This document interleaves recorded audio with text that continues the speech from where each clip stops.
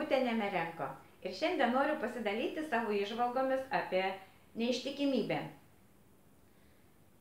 Kad mes esame iš skirtingų pasaulių, tai yra tikrai taip.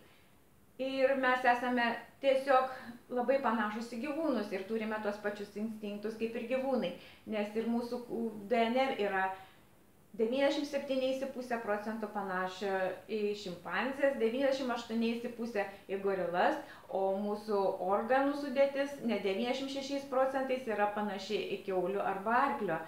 Taigi, kas nulėmė ir mūsų instinktus? Vyro instinktai yra paleistuvystė tiesiog įrašyta jos smegenyse, kad jam reikia daugintis ir vyras dėl testosterono kiekio savo organizme visada yra pasiruošęs seksui. Vyro organizmą galima palyginti su mikrobangų krosnele, kad akimirksniu įšyla, per kelias sekundės veikia visų pajėgumų ir galima išjungti tiesiog, kai maistas būna gatavas.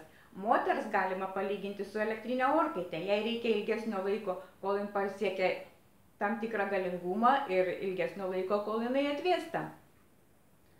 Šiaip vyrui reikia tik tais vietos seksui, o moteriai tai reikia bendravimo, reikia priežasties.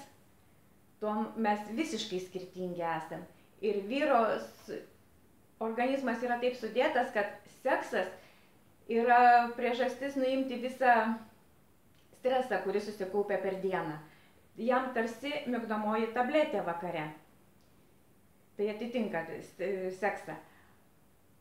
Taigi, kad jeigu mes norime, kad vyras nevaikščiotų ir nežvilgčiotų pas svetimas, tai reikia mums tapti tokiomis moterimis, princesėmis, pas kurias vyrai norėtų sugrįžti ir nesidairytų į kitas. Kaip tai padaryti? Aš žinau. Ir galiu jums patarti. Jeigu reikia patarimo, pagalbos, tiesiog palaikymo, kreipkitės, užsiregistruokit nemokamai konsultacijai tiesiog čia po video. Ir iki kito susitikimo. Čia buvo Augutė Nemerenko.